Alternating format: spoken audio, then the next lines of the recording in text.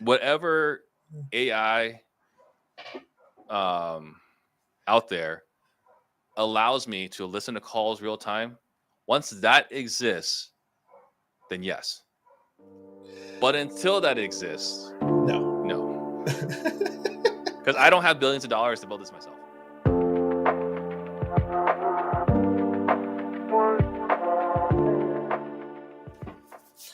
Hello, welcome to the NytFire podcast. Today we have a special guest, long-term friend, long-term mentor of mine, Mr. Steve Trang from Scottsdale, Phoenix, wherever you want to call it, Arizona. Yes. All the above. It's all the same town. I'm excited for today. As you know, a lot of this we just have conversations, and we're here to learn about some new stuff. I think I for everybody that doesn't know, I took Steve Trang's sales training many moons ago. Feels like a lifetime ago. And I've learned a lot since then. But I've noticed that Steve has ever grown since then and taken on and done new things as he should. But I think one thing about entrepreneurs is they're always growing and adapting and changing, and COVID changed a lot of things, but people come up with new things and make things better. And this is the first time I heard about this, but ObjectionProof.ai. What is this? What is this process? I'm excited to learn about it just out of curiosity, but let's talk about it. Okay, yeah, let's jump into it. So I think for us, we've evolved, right? We've learned a lot about marketing, messaging, sales, and so on, right? Like we're constantly learning, constantly studying. And I think that one of the things that, we were disruptors, right? Real estate disruptors and then disruptors, right? And then closing ourselves and objection proof. And the reason why objection proof is we were looking to find what's the identity everyone wants to have, right? Everybody wants to be objection proof. So objection proof, this is the brand. Objection proof selling, objectionproofselling.com, right, is really the whole deal. But we all want to be objection proof, because if we're objection proof, then there's nothing that can stop us from getting sales, right? Absolutely. So then the AI component is something that we've incorporated this year. So Ian Ross in my organization, who is obsessed with all things sales, has been playing with AI for the better part of 2 years, right? So basically when ChatGPT offered a paid version, he got the paid version and has been building up his own AI bot inside it this whole time. And so what's cool, well, it's cool, right? He's using it, he's training it, he's putting his stuff in there, he's measuring all the calls against it. And recently at Collective Genius, I had 3 different members pull me aside and say, Steve, we love what you're doing on the sales side. How can we incorporate AI into this? And I was like, I don't know. You tell me. Right. And they were like, well, it'd be great if you could create a role play tool. It's like, okay, that's interesting. Another person said it'd be great if you can use it to review the calls minutes after the call is done. Like, okay, that's interesting. And the third guy says, hey, can we have it so that we can assess our team and see when they're ready for real leads? Like, okay, that's also interesting. So what do? We did it, right? So we're building it all out. So ObjectionProof.ai, what this does is anybody that's listening to the call right now, right? This is free, it'll always be free. And then we can go in there to the website right now. They can upload a transcript of a call. They can upload a text file that has the transcripts. They can upload an MP3, WAV, and soon to be an M4A for all the iPhone users. But you can upload all of those, and it will score your call minutes after the call's done, right? So everyone out there can basically get Ian's brainchild instantly in their email after uploading a call. The long-term vision of this is that anyone that wants to get better faster, right, whether as a solopreneur or as an organization, is we can automate all of this. We can plug into your CRM so that as soon as a call is done, now we can see, all right, how are we doing in real time? And based off of that, we can now customize the role play so that you can role play every day based off what you're having challenges with in your sales process. So we can score not just your sales calls, but we can also score your role play. And then as a business owner, you can track how your team is doing today, yesterday, last week, last month, 90 days, year to date, right? We can track all this. So now we can monitor who is doing what, how well they're doing it. And what's not existent today, which is going to be, is we're going to start tying revenue to the calls. And once we start tying revenue to the calls, now we can say, hey, when you do a good job of storytelling, this has a strong impact on your revenues, right? On your commissions. Every time you didn't set expectations, hey, on your average appointment that you got a commission, here's how you scored on setting expectations. On the ones you didn't get commissions, here's what you scored on setting expectations. So now you can see a delta in real time, how important it is to follow a sales process. So that's at a high level ObjectionProof.ai. I am excited about. I'm always AI has changed my business, and Mm-hmm. I don't even talk about AI because I think people there's no AI gurus. Like Mm-hmm. there's like a guru for every niche, but there's Oh not yeah. AI gurus coming out and everybody's teaching AI. I Mm-hmm. try not to talk about it too much, but it has changed my business internally, just with like drafting contracts. No offense to attorneys out there, but attorneys charging $300 to $900 back fees. That those days are gone. They're gone completely. Attorneys, accountants, yeah.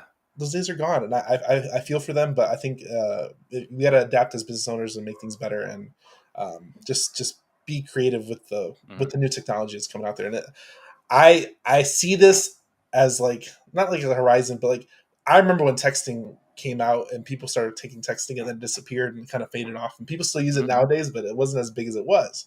But something Right. like this could really change the business as a whole, Well, yeah, and everyone needs it. and everyone needs it. Yeah. Everyone needs it. Doesn't matter what niche they're in. Everyone needs it. No.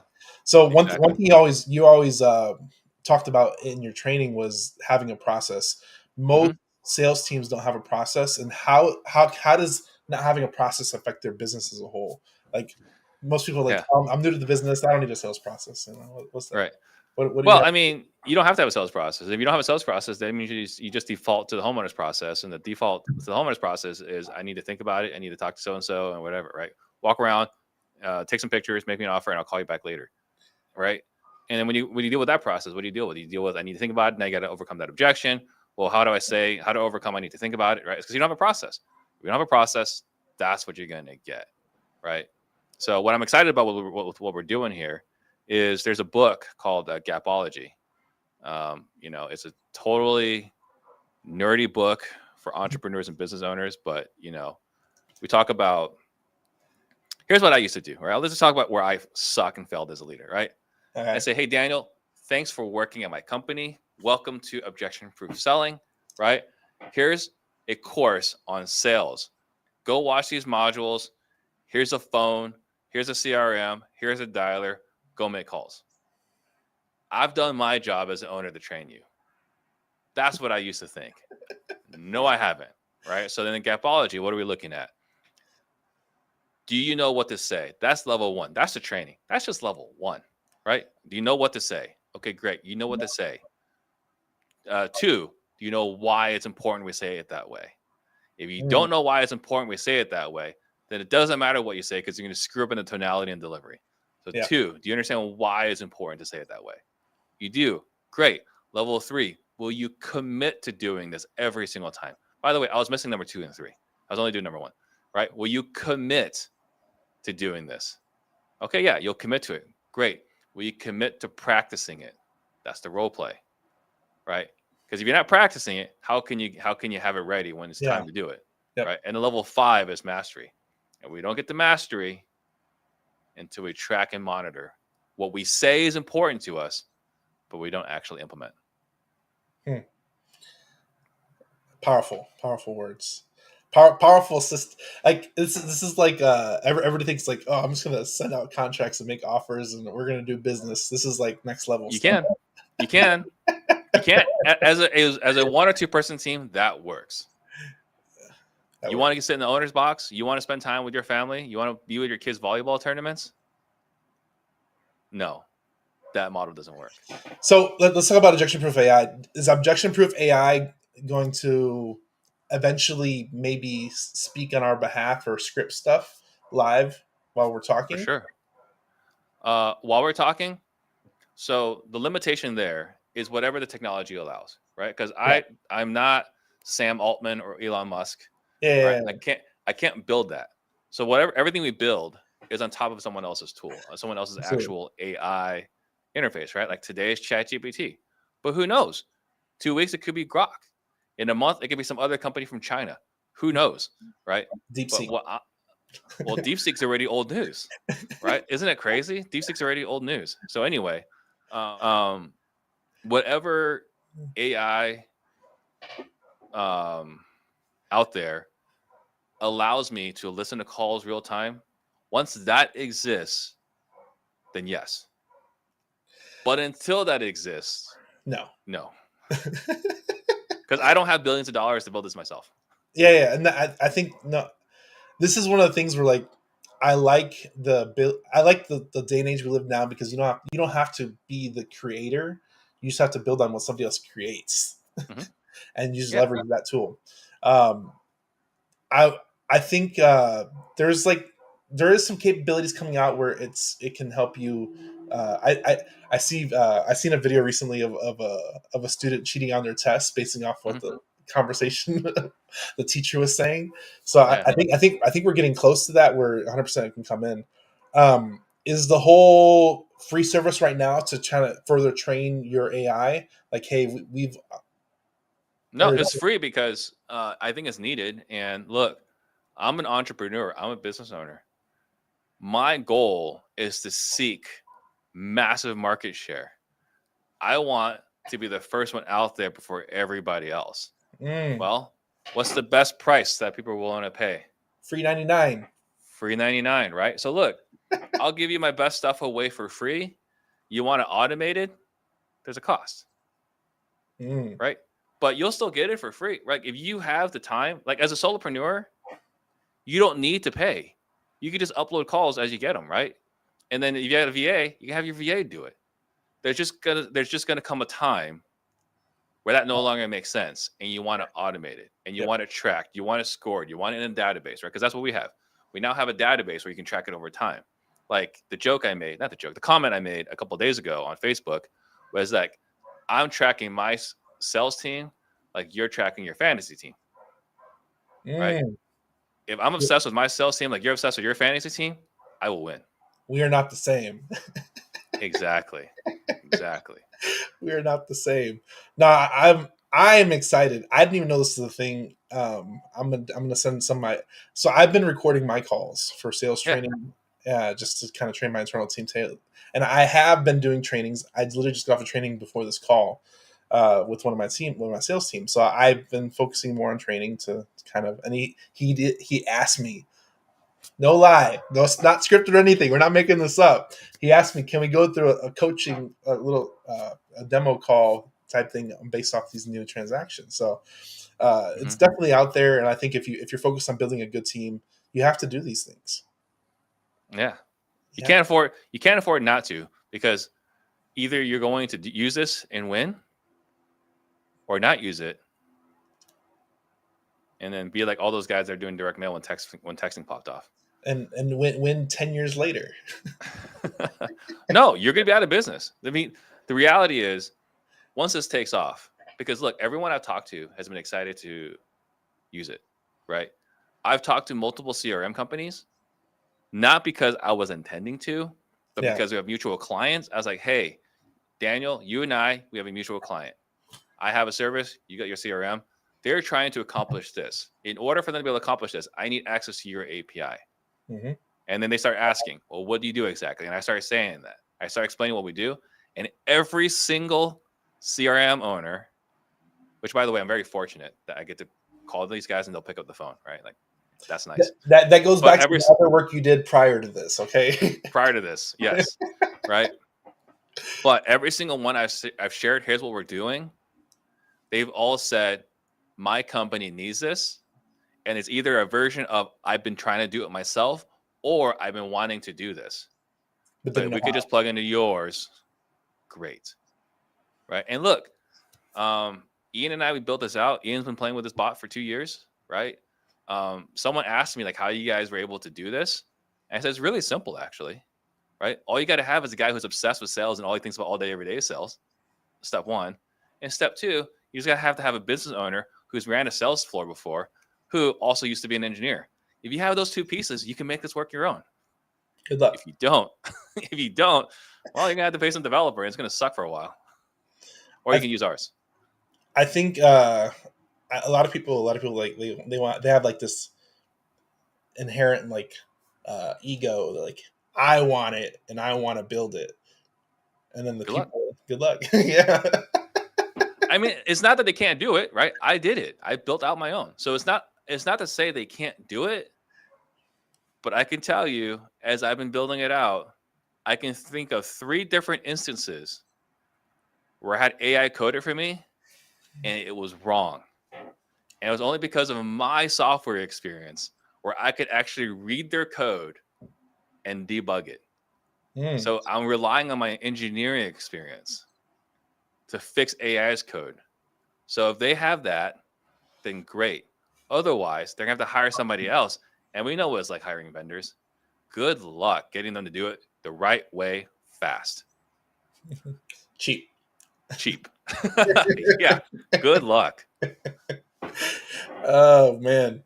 I think it's a testament to the niche and the drill downness of solving this issue, because you guys are nerds. Yeah, for sure. He's a sales nerd. I'm a tech nerd, right? I mean, I've been a nerd in very many different things. I mean, I've been a sales nerd too, right? Like that's the great thing, is that we have the resources available. And by the way, like every once in a while, I think twice now, I've been able to call one of my 5 brothers who are all software engineers. It's like, here's where I'm stuck. And they give me guidance. You know what? Having a nerdy brother is an underutilized tool. Yes, it is. So my brother's a data analyst. So I'll have him like scrape data or organize data. And I'm just like, hey, do this. This is what you're good at. And that's what he has a degree in. So it's nice having those resources at your fingertips. It is. Because it saves you some headache. Because like, I think I'm okay at certain things, but I'm not, like, if I have a brother who's good at that thing, I'm just going to like. Yeah, for sure. Take care of this for me, for a bro. Yeah. He'll give you the bro discount too. You just gotta send him you gotta show up for Christmas, you know? Yeah. Papa John's. Papa John's. So I'm excited. I'm excited about this. I think having the ability to just score and analyze your sales team, I think now I'm excited. I'm gonna download a call after this, upload it, and then I'm gonna see how I do, because I'm not necessarily the best salesman, but I think I do all right. But yeah, we'll let AI tell me I'm terrible. AI will tell us. It's going to be objective. Oh yeah. Also, like the way we've used this is that every salesperson. So we have a Google chat. Mm-hmm. After every sales call, the call is scored and reviewed and put in the Google chat that all the salespeople can see. So if you're not following the process and you're not getting the sale, everyone can see why. So it's gonna be pretty hard to hide from accountability when everyone. So look, we have, I don't know, maybe this is not the right way to do it, but every single call that's had is reviewed and scored for the public. This is our salesperson channel to see, and also every sale that comes through, everyone can see. So we can see every sale that comes through, and we can see every sales call review that comes through. There is no hiding. We've got sunlight everywhere in our sales organization. Oh, and every salesperson has access to this portal that we created, so they can also see how everyone's doing over time. That feels. Are you really trying to build a sales team here? Because I think you're driving competition. You're driving perfection. A fantasy team, dude. Fantasy sports. Look, I'm not putting in. Let's see here. I'm going to look at Patrick Mahomes' stats, and I'm going to put him in, right? But look, let's say you got a couple years ago, right? I'm not paying as much attention to sports today. So let's say a few years ago, right? You managed to have Patrick Mahomes and Aaron Rodgers on your team. You managed to make this happen in your draft, right? What do? Let's look at how Patrick Mahomes typically plays against the Browns. Let's look at how Aaron Rodgers typically plays against, I don't know, let's see, who's a bad team? The Bengals right? At home. We're going to make decisions based off historical trends. That's how you would run a fantasy team. Why would I not do that with a sports team? This is basically what this is performance. And we're talking real dollars here, Real dollars. Real dollars. Yeah. That phone call, that lead cost something. Yeah, there's real dollars behind Yeah. Why not be on, like, why should a salesperson be allowed to hide, right? As a business owner, why would you allow a salesperson to hide? Look at this another way, right? So if I know that Daniel typically scores 75, it's somewhat critical. So like no one gets above 90.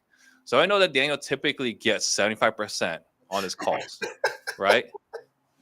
If he typically gets 75% of his calls, and like 80% is like a winning call, right? But let's say 75% typically, right? And he scores a 55 for the last 2 days. Wouldn't you as a business owner want to know that there's something wrong with Daniel's mindset? Or would you rather wait to find out in like 6 weeks when like why are contracts down? Right? Would you want to know like Daniel had a fight with his spouse yesterday morning and it's like he's been like focused on that instead of like hitting the phones or instead of having quality conversations? Would you want to know that now? Or in 2 months when revenue sucks? I want to know that now. Oh man, this is this is hitting new levels of insights. Yeah. Insights. Trackable insights. I'm just curious because one thing I heard you said that no one, like 75 is a good, but no one gets above a 90. Is that on purpose? No, it's not on purpose. Let's see. The best score, I can't say nobody, right? Ian's best score that he did once was a 96. Wow. Once. He made this thing. Wow. He created this. His best call he's ever had was a 96. He's had a couple of 94s, right? But like he does not average 90. He averages like low to mid 80s. Okay. Like But at least he knows he knows. He knows, right? And he can look at it, right? Because one of the things we incorporated in our organization, you can look at it, you can say what you disagree with, right? Like he had a call that was bad. I think he got like a 50 something on it, right? And now it's Ian, so he gets a lot of leeway, right? And he said, like, here's what happened on this call. The guy clearly expressed from the very beginning he was broke and he wasn't buying anything today. He was crystal clear that he was not buying anything today, and even if it was good, he couldn't afford it. How much time do we want him spending on that call? Not a lot, right? Yeah. So that's the case. I don't mind a 55 on that call. Yeah. 96. Have you tested this on Pace at all? No, I've not. I imagine he wouldn't score 100 either because I love Pace. Pace is the most naturally gifted salesperson I've ever met. He wouldn't score 100 ever in that thing because he doesn't. I don't think he follows the 70-30 rule. I've never heard him follow the 70-30 rule. So by that alone, he can never score 100. What's the 70-30 rule? Prospects should be talking 70% of the time. You should be talking 30% of the time. Okay. Now, where he'll score the best every time, he'll get a 10 out of 10 on storytelling, right? Because we track 10 different metrics. Okay. Right? Setting expectations, emotional buy-in, clear next steps, preventing remorse. Did I say assertiveness versus aggressiveness? But one of them is storytelling versus explaining. Pace will score a 10 out of 10 every single time on storytelling. Okay, so pulling away versus pushing. That's the other one. Pulling away versus pushing. Yep. Okay, so a lot of people don't understand. This is why you talk to Steve about this stuff, because no one understands the 10 things of things you should have in your sales calls. Yeah, right. Curiosity and empathy. How much did you like? That's one of the 10. How much curiosity and empathy did you demonstrate on the call?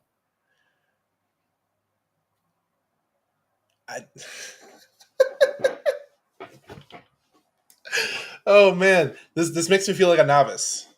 Maybe I am.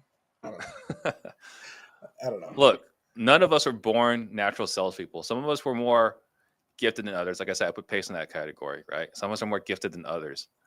And some of us also worked on it, right? Because Pace and I had the same sales coach, Yeah. right? So there's a lot to learn about it. There's a lot to unpack. And like I said, have been a sales nerd for a long time. There's a reason why I have a lot of clients that are willing to pay me a healthy amount of money for sales training. Is because I've been a sales nerd, been dive deep, really deep into it, and Ian is even more obsessed than I am. So like, imagine someone more obsessed with everything we just talked about. There's another guy over there that's more obsessed about sales than I am. So what do you say to the curious folks that just know they need a process? And I think 90% of the people fit in this category, maybe 80%, the 80-20. You have the 80% of people that don't, they know they need something, but don't necessarily want to get it, or they don't feel like they need to go as granular like you guys are. I mean, I guess my question is, why would you ever settle for anything less than greatness? Where's my mic at? Mic right there, you know? Yeah, I mean, I don't understand it. Why would you not want to optimize every opportunity, right? Like if you can hit a softball square, right, in the what do you call it? The part of the bat, the sweet spot, right? Is that what you call it? Yeah. If you can hit it with a sweet spot, why would you want to hit it with the tip of the bat? I don't understand. Like, you paid good money for this lead. Like, it costs money to get the phone to ring. If you have a team, it costs money for your lead managers to get that appointment booked. You're paying for a CRM. You're paying overhead, salaries, a lease potentially, like myself. You're paying for all these things. Why would you not want to close every single appointment that you can close? Why would you not want to be objection proof? I don't understand that. Maybe I'm crazy, right? Like, like Malcolm Gladwell wrote a book about outliers. Okay. Right. And in that book, like every part of it resonated with me.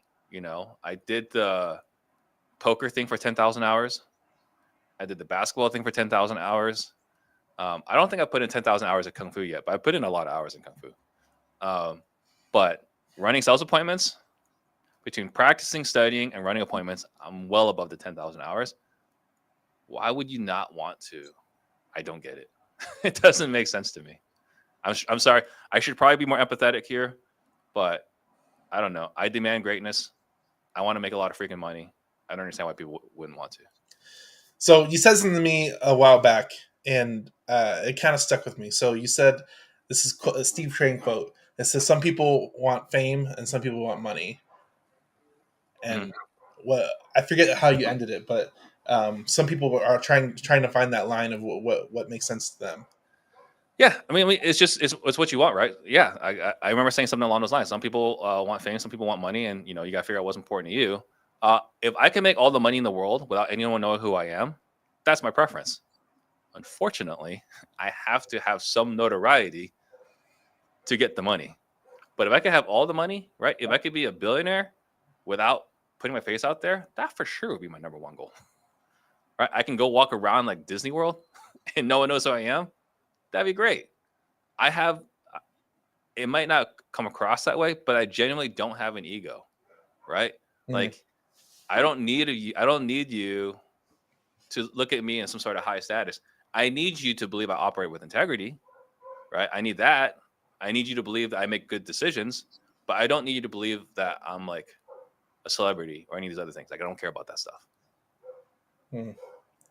I think the people, like, they think like Hollywood and music stars are rich and all that stuff, but it's just it's all a persona till they get there.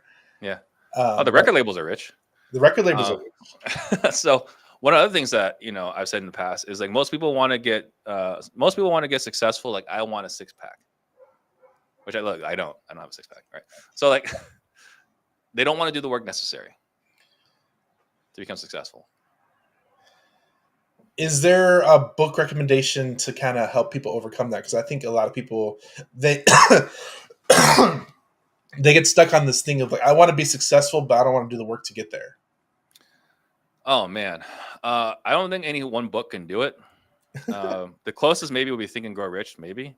Um, Really, what it would require is it's going to be one of two things, right? You need to be traumatized as a child, right? Yeah. That's that chip on your shoulder, which I have. Or you need to be traumatized as a child, or you need to fix whatever mindset situation. And the problem with that is fixing your mindset is a journey. It is not a one stop ordeal. Now, fortunately, like I said, I've never had to worry about mindset because I've got trauma from childhood. I've got that chip on my shoulder. I want to prove everyone wrong, right? So I don't have that challenge. But if you don't have a chip on your shoulder, if you don't have a desire to prove everyone wrong, if you don't have a desire to crush it and dominate, well, then you might have to look at mindset stuff to go on this journey. There are a lot of people out there. There's Joe Dispenza, there's Patrick Precourt, there's countless mindset people out there. My personal coach, I have a marketing coach, Alan Satanich. The guy is the best. There's Brad Chandler, right? Brad Chandler. That's what I would say. Anyone that's interested in getting better at mindset, forget a course. Go talk to Brad Chandler, and he'll put your head on right. So I have a question. I have a parenting question for you because I think Yeah. there's a lot of people that have parents. The trauma is what drives you. How do you instill some without providing trauma directly to your kids? How do you direct and mold that direction? Asking the wrong person because I've traumatized my kids too. So I grew up right. I mean, I'm Asian. My wife's Asian, so obviously we have Asian parents, right?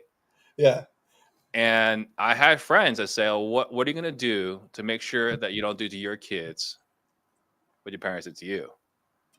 And my response for the longest time, it's no longer today, but it was for the longest time. Okay. Um, I'm happy with what they did to me, and I would love for my kids to have the same Experience. attitude as me. I would love for that to happen. Now I would probably change it just a little bit, but for the most part, I would say the one thing that I've done, I think I did a pretty good job of. It clearly hasn't worked. Is it's all about the journey, not the destination. So I've said forever, it's not about getting straight A's. It's not, even though my kids get straight A's. It's not about getting straight A's. It's about demonstrating the resourcefulness to figure out if you're not getting straight A's to get back to straight A's, right? So I don't care actually if you get an A or B or a C. I'm looking for an improvement. Can you self correct if you get a C on this test to move your way back to good grades, right? Like my second child, she got like an 89.6 or 89.8. So she got a B for a semester, which she was bummed out about. But earlier in the semester, she was, I want to say, like high D's, low C's, right? So she worked all the way up to an 89.8, which was a B. And she was bummed out. I was like, I'm proud of you. Like you were able to demonstrate improvement. All I want is a kid that can figure things out. I don't need a kid that has all the answers. I want a kid that can figure things out. So they're still traumatized. So I don't have all the answers. I like that answer because I I try and put my kids to not necessarily like situations like that because I feel like kids give up too easy, and I think adults give up too easy in Mhm. certain situations. Oh yeah, I think that's entirely unacceptable. oh man, and I'm big with my kids on that. I'm like, I don't just figure it out. Go. Mm. Do you suffer with the can't find stuff ism as a husband? I do at times, not so much, but I do at times. It happens actually more in office than it does at home. I'm more helpless in the office. This is real talk from real entrepreneurs here, right? Yeah, yeah. I try. I'm very guided to get results, and I'm not gonna let things stop me. So I try and do the same thing with my kids. Is I try and push them to be resourceful, any means necessary to get the end result. Hmm. because Yeah. that's what it takes. That's being an adult. That's real life, and stuff doesn't always go your way all the time, or not even most of the time. Yeah. You have to adapt, and you have to take things head on, and Well, I'll really. share with you. This morning, I got annoyed. Right. So like I said, we have our sales people chat. Right. And someone in our organization was typing in objections into the chat, Mm, hoping one of us to help them out. And we were doing that. And this morning, I was like, okay, this has to stop. And I said, hey, moving forward, we're not going to answer these questions for you. You need to type in the objection. You need to type in the 3 potential answers. You need to pick one of the answers. Tell me why it's the best answer. And then at that point, we'll come in and help you out. Right? Like you have to do the work first. yeah. So we got into this bad habit sometime in the last 7 to 10 days. And so like, okay, let's squash this right here. We're not this habit's gonna die right now. You have to be resourceful. Have to be. I think being having a resourceful team takes a lot of responsibility off you as the owner, because Yeah. you're no longer having to answer uh, simple questions, Yeah. which is taxing. Taxing, draining, and limits your growth, limits your upside. Um, I'm I don't know. I think it's a great opportunity here for a lot of different people, and objection proof AI. I'm excited to see what it does in the future, because this is one of the things where like once you build it, it only gets better from here. And like you said, once you have the ability to live analyze the calls and give you feedback live while you're having the conversation, I think that's when you really get into some cool opportunities here that are possibly coming soon. It could be next week. Who knows? I'm paying attention to it very intently. And I think that's the key thing, is paying attention and seeing what's out there and adapting. So objection proof AI, you can upload calls. What else can you do in the system? Just kind of give a brief overview again. So you Yeah, can for upload your calls. Go ahead. yeah. Use your So for power. free, you can review any call, right? Again, paste a transcript, upload a text file, MP3, WAV file. Like as long as it's less than 25 megabytes, you can do that, right? That's for free. And that's not my limitation, right? That's AI's limitation. Yeah. Right? I don't care how big it is, right? Like, but that's done. That's free. And then as far as what we do now is we automate every single call review. So like, as soon as the call is done, within minutes, you get a review, right? So you get that. So within again minutes, if someone's screwing up, we're tracking their trend lines. How are they doing over time? We're incorporating role play so that we can role play based off of that. We're going to review the role play and score you on that role play, right? So we're seeing that you're getting better with practice. Um, and then we're offering coaching insights, right? So one of the things I posted on Facebook on Sunday was like based off your last 30 days calls, because it's reviewing all the notes, it's summarizing. Based off the last 30 days, here's what you need to focus on. Based off the last 7 days, here's what you need to focus on. Based off yesterday and today, here's what you need to focus on. Wow. Right? We have that right now in real time as you're doing the calls. Um, the if you're falling off, right? That's gonna be a big piece. Let you know that you're falling off. Oh, the one thing I haven't talked about. So the role play, hopefully it gets done this week. Is there's nothing more taxing and draining for a business owner than like asking them to do role play and then having to be their role play partner. Like that's a double whammy. I All just right. did today. Yeah. So what we're incorporating is we're gonna have AI call you to role play every morning. Mm. Now there's no excuses. Answer the phone. Answer the phone when AI calls you and you're doing role play, right? So that's happening every morning. So then, as a business owner that's got volume and scale, you can say, until we got a notification from Steve's AI that Daniel's done his role play today, he doesn't get leads for the day. Mm. So Accountability. accountability. Accountability. How long? I'm sure you guys. I'm sure you've been testing this for a while internally before you pushed it out. How long have you been testing it internally in your own? In your own? Cheers. I mean, Ian's been playing with it since you could pay for it.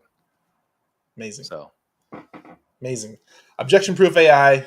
Go check it out. I'm excited. I'm gonna go download a call right now. Perfect. I'm gonna mess with it. One of the things I love about AI is you can just mess with it. You just mess with it, upload it. Yeah. Although, man, let me tell you, this Sunday, Grok was being passive aggressive with me. Uh-huh. Man, let me tell you, there was one time where they was giving me like a lot of like blurbs. I was like, like give me fewer blurbs, right? And then it just stopped answering my questions. And it's like I didn't know that Grok was like a woman. It was gonna like give me the silent treatment because I said it was talking too much, right? So I that's was AI for you. I was asking ChatGPT because I asked ChatGPT and usually it does stuff right, but I asked it a really complicated question, and it was like taking a long time. So I asked it like, "How long is this gonna take?" And like, "Oh, it's gonna take 15 minutes." So I timed it. I timed it, and then I'm commenting. This is a long 15 minutes. It's been 20. Oh, we're still working on it. Mm-hmm. Yeah. Yeah. And then when it finally got the answer, it was wrong. I'm like, come on, you're That's no smarter good. than this. You're smarter than this. They're supposed to be. This is supposed to replace me one day, It's going to, just not today. Just not today. Not today. So I'm excited. I'm excited for the future. I think I'm really excited to mess with this tool myself. I just sent it to my sales guy right now. I text him. Yeah. So we're gonna probably meet out after this and start messing with some stuff. But Perfect. if you're looking at getting objectively better, objection proof AI. There you go. Yeah. I don't think there's a faster way to get better, especially for free. For free. $3.99. Can't beat that. Yeah. Can't beat that. For everybody who doesn't know you, where can they find you? Because I don't know if that's possible anymore these days. Yeah, I mean, Steve Trang, right? It's we have the Disruptors podcast. It's live on. It's not live on YouTube. It's on YouTube. We upload it every Sunday. So Disruptors, Steve Trang on YouTube, on iTunes, on Spotify, on Instagram at steve.trang. And then, ObjectionProof.ai. I think you're going to get your money's worth and more right there. There you go. For everybody here, like, share, subscribe. We'll see you in the next episode. Thank you, Steve, for coming. We appreciate your time, and hopefully do this again. Sounds good. Thanks, guys. Bye.